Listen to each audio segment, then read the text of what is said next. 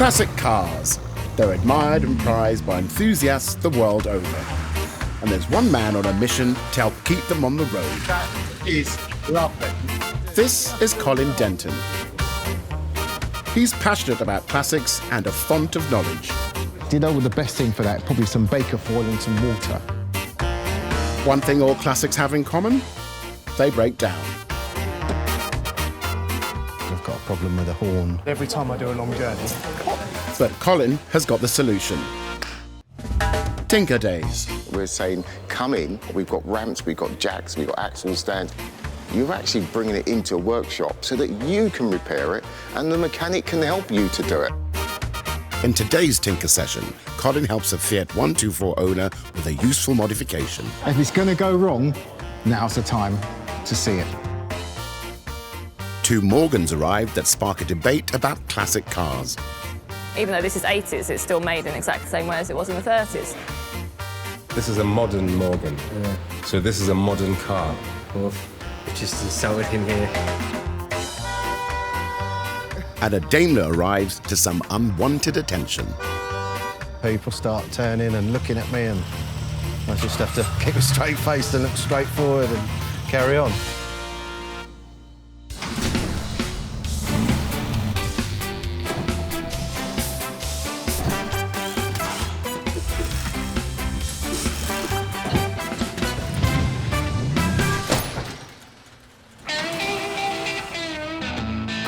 This car garage in Enfield, North London, trains apprentices for the motor trade by week.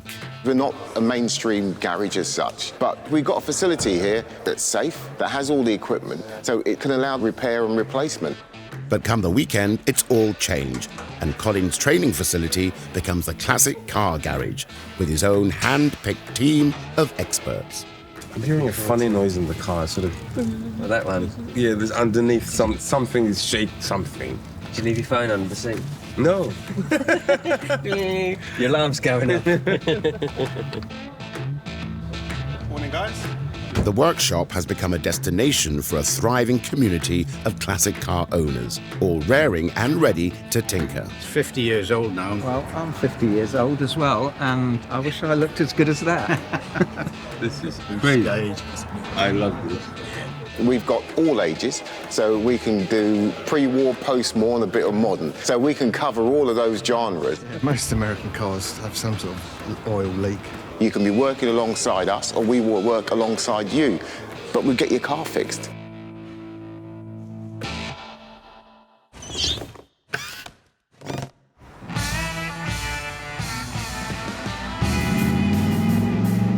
The first car into the garage today is something of a unicorn in the car world and is sure to cause a stir amongst the mechanics. A 289 AC Cobra. This one is owned by classic collector Gordon Matthews. So this one's a lovely 5-litre car, brilliant for British B roads. Goes like stink. You steer it on the back wheels with the throttle and have great fun. It is just leery. There is no other word for it. It's not subtle in many ways. It looks pretty. It makes a wonderful throaty noise. It wheel spins in the first 3 gears without really trying. It's just a joy to drive. In 1964, famous American racing driver Carroll Shelby decided to put a snarling V8 engine inside a small British sports car, the AC Ace, and called it the Shelby AC Cobra. It was an instant hit on both sides of the pond, with original examples today fetching enormous sums. And the debate in the garage has already begun over whether this is an original Shelby or a modern replica. Is that original? No. It's worth more than my house. I tell you what, it's worth more than everything I actually own. Yeah. We know that a Cobra has sold for just over $5 million, and that was probably about 3 years ago, so not exactly cheap. If it's an original, it starts at £1 million.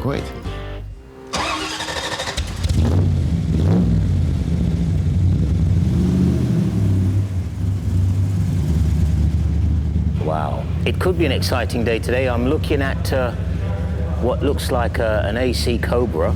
Not sure if it's a kit car or the real deal. Certainly from this distance, it sounded like, you know, the full fat version. Yep. Yeah, great. The only way to really know is to ask the tinkerer. Hello. Hi, I'm Gordon. You're Gordon, my name is Amand. Nice to meet you. Lovely, this is very, very nice. Yeah, it's a bit pretty. It sounds fabulous, fabulous.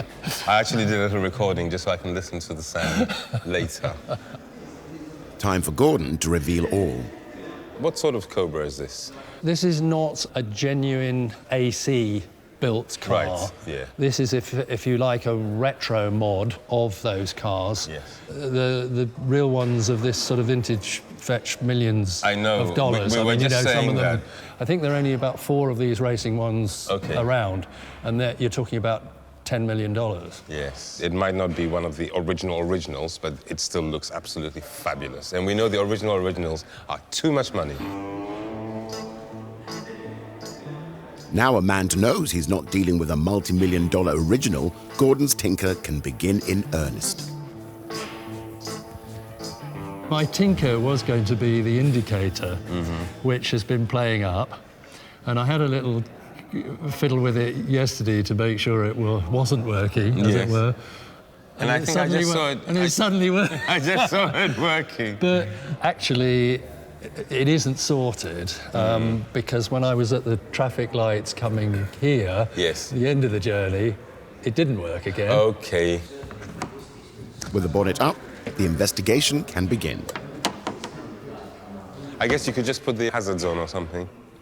How's that looking, Amand? Yeah, that's looking great at the back, and yeah, looking fine on the front as well. Okay.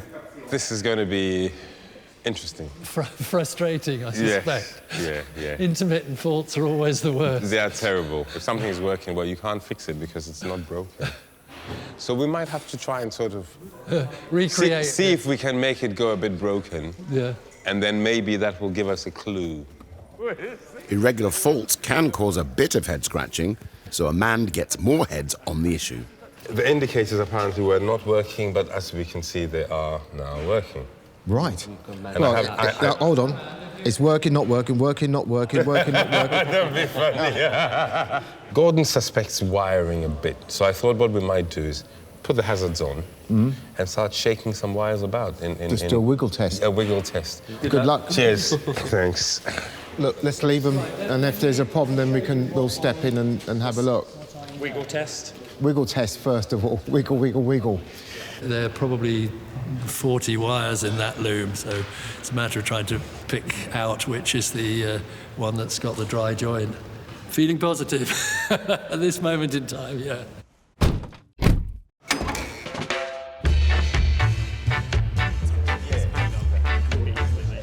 That's not a bad job. You can't No, it's not bad, is it, actually? From a distance, it actually looks quite good. So how many cars have you got? Oh, we can have 5. Oh, my goodness. I like my classics, and she likes her modern. I've done a lot with this. I started plumbing out of this car, so I had 3-metre lengths of copper hanging out the back of it. The next car roaring into the garage is something of a speciality. A Fiat 124 Special T. The 124 won Car of the Year award in 1967 and was then licensed to the USSR to form Lada's first model. The two cars are so similar that they share the majority of their parts. This clean example is proudly owned by Fiat fanatic Michael Ward. As a 70s child, I've always been a big fan of boxy cars with big boxy arches. The car I purchased, I think, 2007 off a driveway in Bristol for the handsome sum of £1,500. Over 13 years, I think I've probably spent about £35,000 on it. Once I had it painted, it all been fabricated, I did realise that I had no wing mirrors on the car. If you've got a harness, a roll cage and bucket seat, it's extremely hard to actually see over your right shoulder when you're joining traffic. I just like a little bit of help drilling holes in the bodywork, really. A little bit of expert help is always appreciated. Also, I'm getting married in 4 weeks' time, and we've decided to actually display the car at our wedding. Putting the mirrors on the car, I think it's just a nice finishing touch. Michael? Colin. Pleasure to meet you. Absolutely. Thanks very much for inviting me along. What a fabulous looking car. Thanks very much, Colin. It's been a labour of love, but you won't see another one today, I can guarantee you that. But why a Fiat 124? I'm from a Fiat family. I got bitten by the bug when my father was in the forces in Germany in the 70s. It's all about the engine for me, but he had a 124 coupe in what we called Exorcist Green. And the sound of the speed of the car just got me hooked as a 10-year-old boy. So here I am, many years later, with my own 124. What do you think of people thinking twice every time they see him, think, hold on, it's the Lada, isn't it? Why's he got a Fiat badge? At every car show I go to, it always starts off, no, it's not a Lada. The Lada, I've always seen as just being a vehicle made by the Soviet Union, and it ended up with a really poor reputation. Without a Lada, I wouldn't have a brand new windscreen.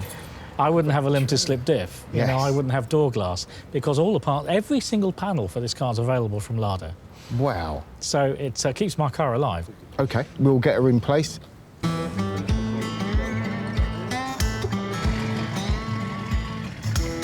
If anybody's rebuilding one of these, I thoroughly recommend some of the wheel arch lines. I've got them in the front now as well. This must go quite quickly when it's tuned up. I've only got a 4-speed gearbox in it. OK. Yeah, I like the 2.9 written on this side as well. Oh my word. That's nearly as big as this. I was going to say, that's what I should do to this. I should bolt 2 turbochargers to it. On the Cobra, a man has his head in the wiring loom, performing Colin's wiggle test to establish which cable is affecting the indicators. It's on again, but you lost it for a moment, so whatever you touched then was close. There, that's off again. Okay. What a man. The wire wiggle worked. A man has isolated the culprit. I can make it work. Yeah. And then Lose make it not work. And where? And I'm making a particular movement with a hand with particular wire. Okay. And if I do this... Yeah, that's it. Stops. You've got it. You're on the right one. Might be the plug. Move the plug sideways. Look, off. It's... Move the plug one way. So it on. is a connector? It's a connector. Oh, great. Move it the other way. Oh, off. great. Yeah, I'm going to pull the connector apart. Ooh. Well, just open it. Pull it apart. Take it apart. Break it apart. No, that's all right. No, you go for it. I'm a man of power. Well, we did have that suspicion. I can make it work and stop it from working. I reckon Prof's just proved his skill set straight away. He's the man. That's why we call him Prof. Nick. Yeah, sorry. Excuse do me. you have long-nosed pliers, please? OK, long-nosed pliers. Right, on it. Keen to prove that he's not just all brains, a man will literally bend over backwards to fix your car. You're right in there, man. Yeah. Mate. It's quite comfortable down here, actually. I think I'll have a little nap. Thank you. Thank you. You've got to be very flexible to get under cars, yes. And I've got a good osteopath as well, but I haven't needed to see him for a long time. You know, I've learned how to position myself. Taking a leaf out of a man's book, Gordon has also decided to contort himself and tinker with the wired connections. I pulled one of the connections off. Yes. And I wasn't sure where I'd pulled it off. Yes. I've subsequently found a second connector, but what I've done is I've bent the... You've bent them in a bit. I've bent them so they're all a little bit clear of each other. Right. And I think it now feels... But at least we know where... We know where the problem is. We know where it is. Gordon's wiggle seems to have done the trick. Time will tell. Are you happy? He's the man. You found it. So it looks like it was a successful day. I think the indicators that were intermittent are now working properly, so hopefully that's the car back in good shape. Really brilliant to get the indicators done, because the whole purpose of this was to get the car really nice for the Silverstone Classic meeting. Well, I'm hoping to go to that. And you're going to be on... Are you going to be there? Yeah, yeah. Well, you'll see us because it's the anniversary of the Cobra, 60th anniversary. We've got a display demonstration circuit. Wow. So we're all going to take to the track. Oh, yes. And trundle round. Sadly behind a safety car. No, behind the safety car. We can't actually race it. But, what you need to do is stop and let the safety car go, and then boot it. You're still behind it, aren't you?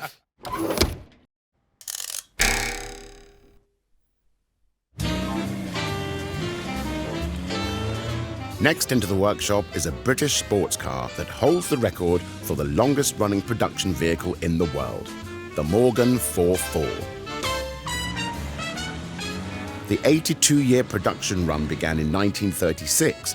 This 80s model is owned by sisters Joanna and Nikki Henbury. It was my mother's car.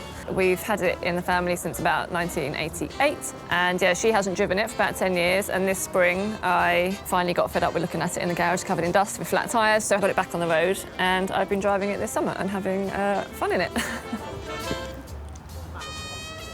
Even though this is 80s, it's still made in exactly the same way as it was in the 30s. And my mum used to go and watch them racing when she was a kid, which is why she liked them. So we've sort of grown up with them a bit in the family. As kids, I just remember we would sit on the parcel shelf at the back, our parents would be in the front, and we'd just go on these really amazing family drives. It's great on the open road, like really fun, quite windy. But yeah, I love it, makes good noise, turns a lot of heads, so yeah, really fun car. On hand for their tinker session today is Nick. Hiya, my name's Nick. I'm Nikki. Hi, Nikki. And I'm Joe. Joe. Yeah. Hi, nice to meet you. Thank you for bringing your fine example of a Morgan in today. What's the issue that you're suffering? The fuel gauge does not work. It doesn't read any fuel at all. Ah, right, OK. How do you measure what you've got in at any given time? Yeah, well, I zero the miles when I fill it up, if I remember. OK. Which in a pinch, it'll do. Nick's initial thought is that it could be an electrical problem, so the first port of call is the fuse box. Do you know where the fuses are in the car? OK, so we're going to learn together. I know, yeah. Yeah, I'm not that familiar with this car. Looks like these are the fuses. Oh, like old-fashioned fuses as well. Yeah, glass ones. OK. All right, so we'll see what's going on with that. So we've got voltage on that one, voltage on that one, voltage on that one. It's always good to know where those things are, because it is a simple fix, isn't it? If it is that, it's a stupidly simple fix. There are no blown fuses, so Nick moves to the dashboard. Everything on the back of the gauge appears to be in the right place. 2 wires connected. So the question remains, tank unit, where is that? Nick believes the culprit is the fuel sender unit, which tells the gauge what fuel level is in the tank. We always used to joke that we were sitting on a bit of wood, but we literally were sitting on a bit of wood. We were literally sitting on that. Terrifying. Wow. That's safe, isn't it? It's reinforced. Aha, here we go. We've got to remove this plate next. Yeah, I can't help you there. Did you want to have a go at doing any of this? I mean, it's okay if you don't want to, but I mean, I'll have a go. the idea of what goes on here is about giving you folks the opportunity to have a go. We like to, I say, yeah, go for it. Any joy?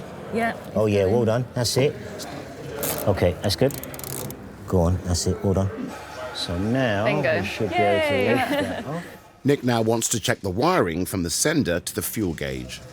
I'm going to do a quick flash test to see if the gauge is actually working. So to do a test like that, you get the 2 wires that would have been attached to the sender unit, and you just quickly flash them together. Oh, it's moving. And there you go. That's good to know that at least the gauge actually works, so we know we're not wasting our time.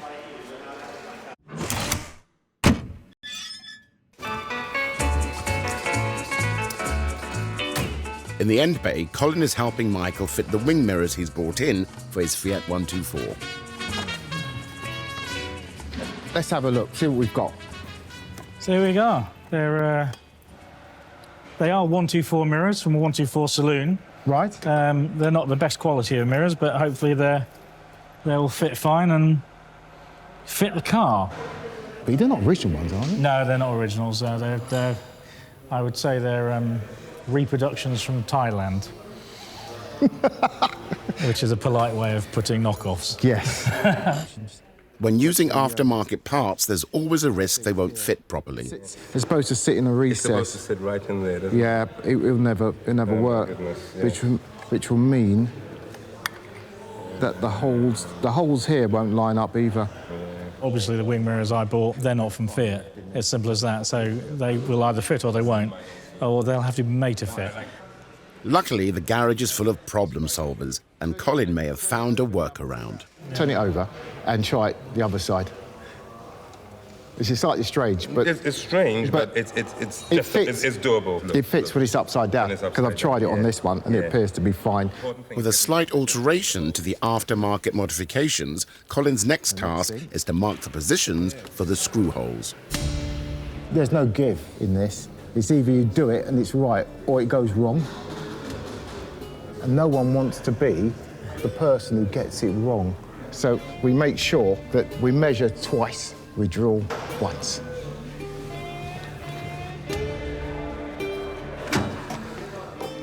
Owners of a nervous disposition might want to look away now. This is the moment of no return. I'm only using a small hammer on this one. Ooh, shake your hands.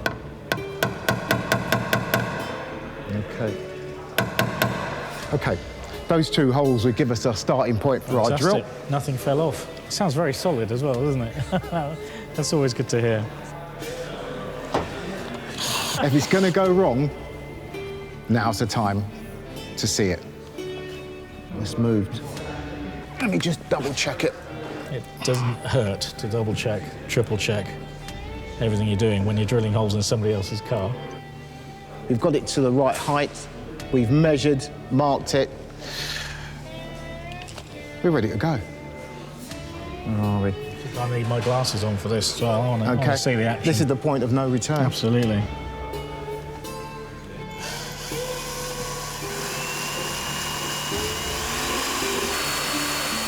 Surprisingly thick bodywork for a Fiat. It is. People think Fiats are made out of old tin, but they did actually build them properly. And this one has lasted 50 years, and it is the original bodywork, so there is steel left in this car. And we're through. We're through.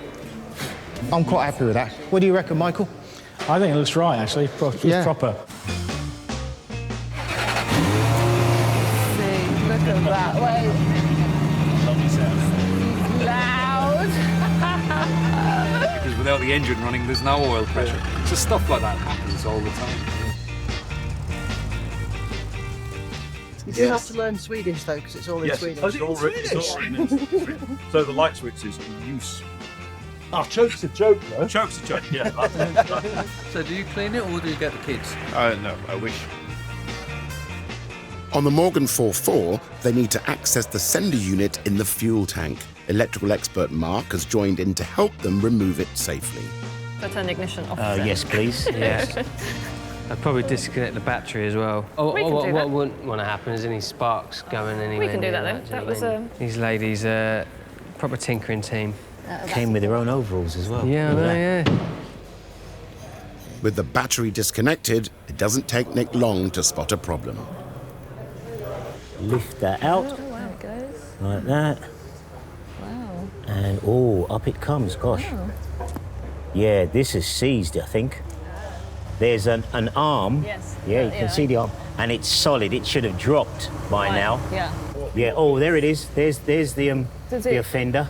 Right. Yeah, a broken wire. Right. That's the issue. As well as that arm is the arm that actually measures how much fuel is in the tank.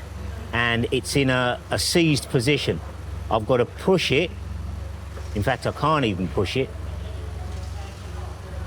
There we go. There we go. Wow. Oh, wow. Yeah. That is your tank There you unit. go. It looks like this is pretty much past its best. So this is your float. So as the fuel level that's full, that's as you go halfway, that's low. As Nick said, we've actually got a broken wire here. So that wire should be attached to here.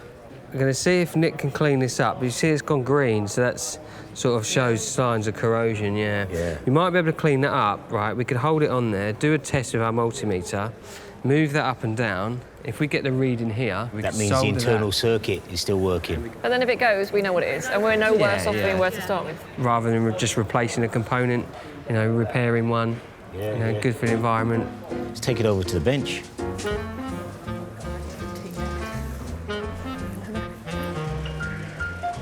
We're going to see whether it's possible to actually resurrect this. I really love the idea that Nick's doing and mending this part, and we can save it going into landfill if we can get it fixed and don't have to buy a new one.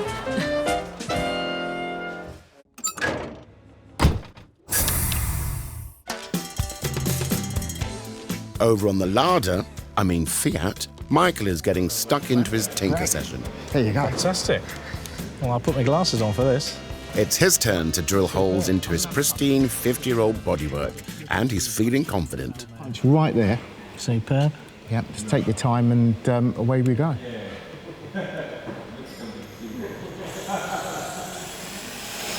Excellent. Nearly there. Just about to break through. That's it. Marvellous. There we go. Awesome. He's an expert. Power tools. Now, Colin, this is how we do it properly. Yeah, we can hear it now.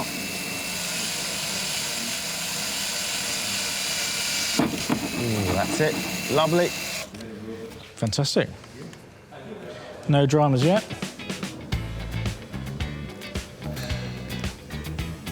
I've got to get my sides right now.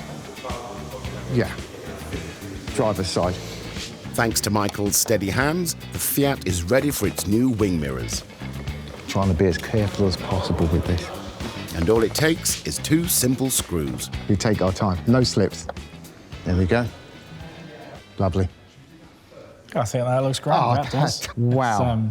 That transforms the way that car looks. Yeah, I'm pleased with that. Superb. The height's are right, the angles are right. They look completely equidistant to me, actually. Yeah. And even with the white plastic surrounds, I wasn't that keen on. I was going to say, but it actually shrinks the mirror, actually looks all right. Yeah.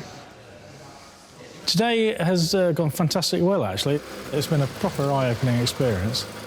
We only fitted wing mirrors, but it takes a lot of skill and effort to actually put the wing mirrors in the right place. My wedding is only 4 weeks away. You could say the wing mirrors are the icing on the cake.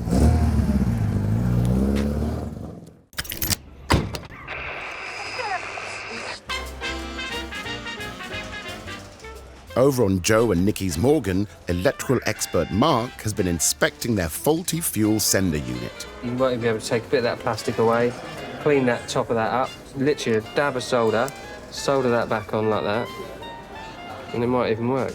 Just got to clean that top up. Look how dirty that is. If I know that there's a fault on a car, it excites me. I'm like, right, I need to solve that. It's a bit of a challenge, If someone else in the workshop, has a fault and they're scratching their head, I'll be straight over there trying to help, homing in on that fault and coming out with a resolution. Mark's hope is that they can clean up the wire and reconnect it. But it may be too corroded. I'm just holding it on to check it. So I don't think I'm not holding out much luck. Hold on then. If I put that in there, yeah, you try and hold that onto that terminal. Hold on a minute. It's not. Yeah, you got some. No, it's still the same. No. So that's conclusive then. Conclusive. A new sender required. Yeah. Yeah. We can't even resurrect this one. No. Sometimes they're just far too gone. Yeah. Okay. We were hoping to solder onto that connection, but even just holding it on, it doesn't bring it back to life. We can't make it work, so it's pretty much terminal. Yeah. To inspire Joe and Nikki's confidence in fitting a replacement unit, Nick is keen to show them how to install the current one. If you have a go at feeding that back through the hole, that's it. And essentially how you've done it is how you'll do the new one. Right. Okay.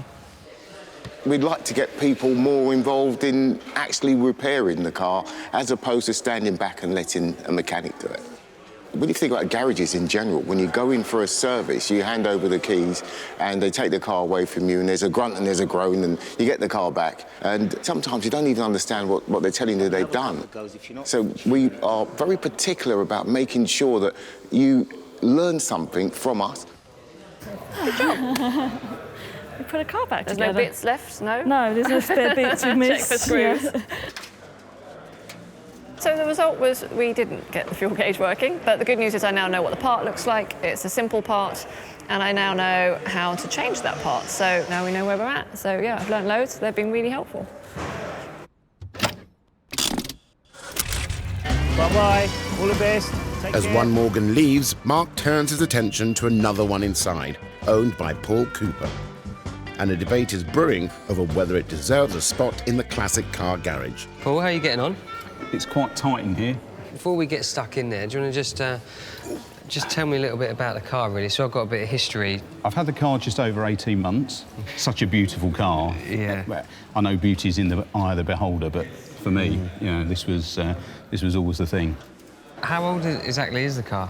It's actually only a 2007 car. You've come to a classic garage. So is this a classic car? What do you call classic? For me, it's classic because it's a modern take on a design that's been around since the 1920s. Yeah, I think it's a classic. But I'm not going to say that to anyone else. Let's ask some of the others. Where are they? Nick, Amand, you got a minute, guys? We've got this lovely Morgan Aero here. Yes. This is a 2007 vehicle. Yes. Does it deserve to be here as a classic? That is a question. What makes a classic and what doesn't? Morgans have been around for a very long time, but this is a modern Morgan. Yeah. So this is a modern car. It is not a classic. No. Oof, oof, OK, oof. You just insulted him here. Oof, don't hold back, Amand. Hope Nick is more sympathetic. Right through Morgan's history, this shape has been how they've been identified and recognised. Yes. Right? These wings are still beaten out by hand. Yes, yes. There's no cold pressing on these, right? So, Nick, your verdict is? Classic car based on history and lineage, even, yeah? You are? Non-classic from the age point. Right, OK. You are? I've got to go classic. You're going to go here. classic, you're I here, can't say yeah. anything else, OK, can I? well, I'll tell you what, let's get the boss in, right? This could go either way. It's only right that Colin has the final word. It's a Morgan. It's a classic car. It's a classic shape. I don't know if it's got a timber frame. If it did, then it would definitely tick that box as well. It does have some aspects of ash frame to it. So it's So got- the rear bulkhead is ash. Yeah. And the door frames are ash as well. Game, set and match. Sorry, Mark. I still believe that a classic car is down to the opinion of the owner of that car.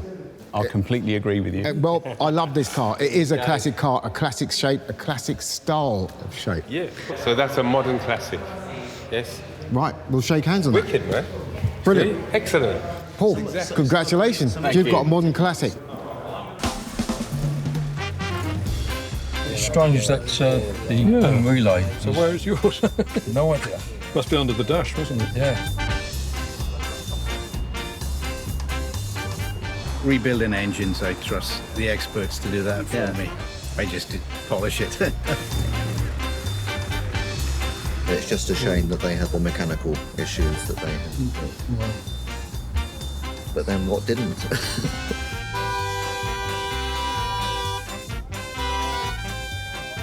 The last car into the workshop today is this 1968 Daimler 420 Sovereign. It's owned by Richard Howitt, and it's quite the head turner.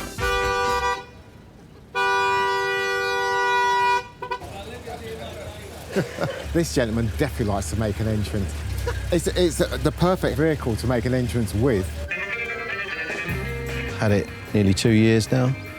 It's British machinery, and it's got a beautiful 4.2 engine in it that purrs. What else can you want with sitting behind that? I've got a problem with a horn. Richard has brought along his friend and mechanic Angelo, as the Daimler's problem has stumped them both. As far as we can make out, it's got an earthing issue on the steering column. OK. And All right. possibly a short Right. inside the column as well. Okay. Well, you know, they always say two heads are better than one, so good place to bring it. It behaves perfectly on a normal A road, and then as soon as you get into town, off we start bibbing randomly at people, and they all start turning and looking at me, and I just have to keep a straight face and look straight forward and carry on. I suppose it does get you noticed, yeah. How you doing? Richard. Richard, nice to meet you, Richard. Nice to meet you.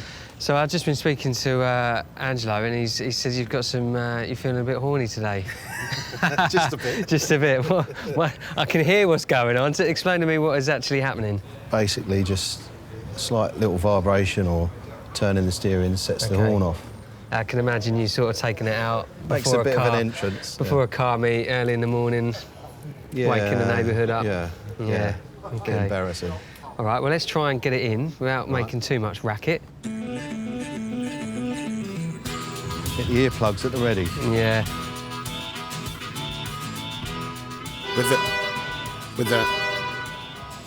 With the Daimler. Now that. Oh.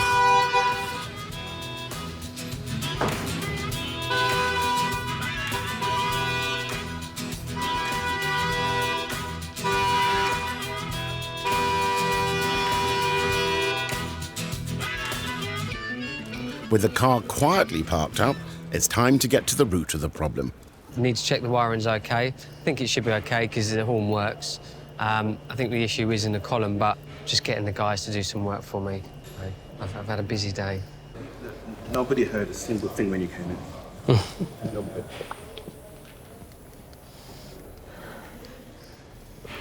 So that's the wire that goes right down? Yeah, that goes down the length of the column, and then it connects to the other side of that terminal down there. Where's the horn push? So, put the ignition on for me. Do it again.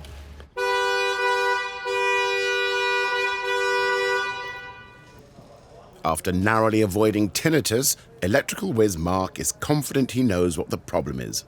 You touch the horn press, pushes on that, that pushes onto here, creates the earth circuit. Yeah. That wire comes up through the column, stops here. When you push the horn press on, joins it to here, creates that circuit. So in terms of the why it's going on all the time, you've got this broken wire. The offending wire is exposed and is completing the circuit whenever it touches the metal horn press. So you need to run a new wire. How hard's that to do? You might have to take the column out. Let's have a look on the other side of the... I think we've found the root of the problem, a broken wire or rubbing, which is making a circuit on the steering column from the centre. I fear that it might be a steering column out to be able to thread a new wire in, which... big stuff, really, because it's got a column selection for the gears, so you've got all that problem. Dismantling and rewiring a complicated steering column could be a costly job, but Mark may have a quick fix that would save Richard time and money. So rather than replacing the wire, because we know the wire's good, it's just the sheathing of the wire, isn't it, that's touching. So I'd get some plastic tubing and just slide it over the wire, and that'll stop it from earthing out. Sounds like a plan. That's what I would do. Rather than ripping the column out, wire's good, it's just a sheathing, so I'd try and protect that out of sheathing. Armed with the solution and Angelo's skills, Richard can make sure his Daimler's horn only sounds when he's in the mood to push it. Feel confident in what we've discovered? Yeah. Makes sense? Yeah, we had no idea that was the worst scenario, that wire being chafed. Yeah. How old's the car? 53 years old. 53 years old, so it's done well, you know, it's done well. Bingo. Mystery solved, hopefully, yeah. Yeah, we got a solution. If this solves it, then we're good, yeah. Great day. Pleased that managed to help out. So now know what they've got to do, and they can go ahead and do it. And they can stop waking up the neighbourhood.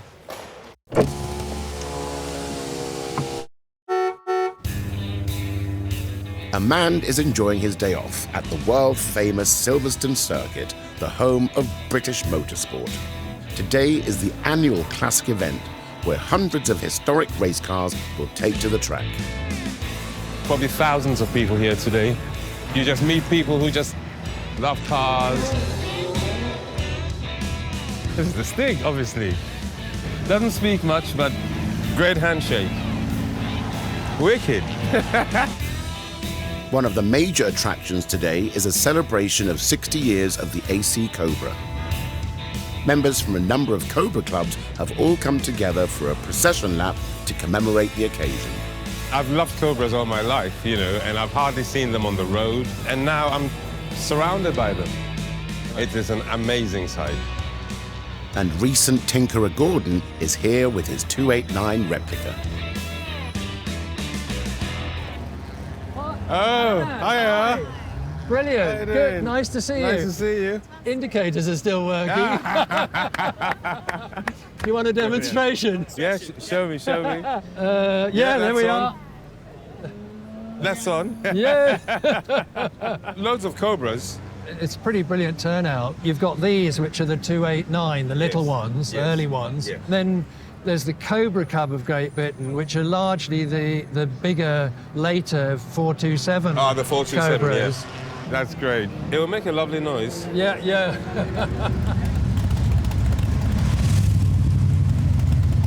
Looks like you're off. We're off, yeah, with a bit of luck. Well, have a good time. Take care. Fantastic. Oh, yes. That's what you call a proper sound. Music.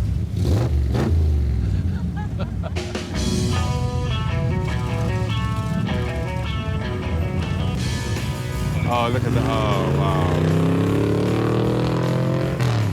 Fantastic.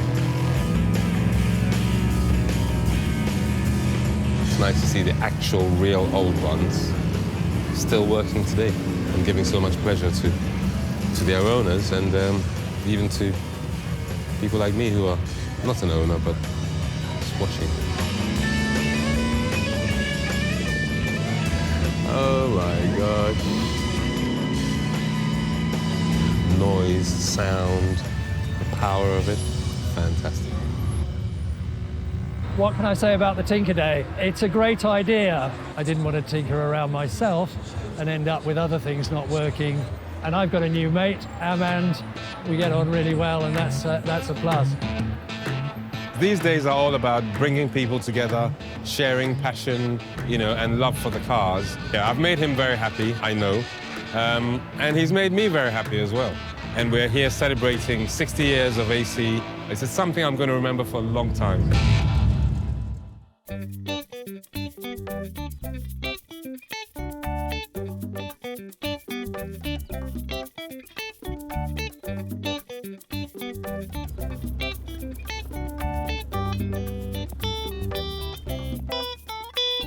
We're very pleased with ourselves and we've fixed our car.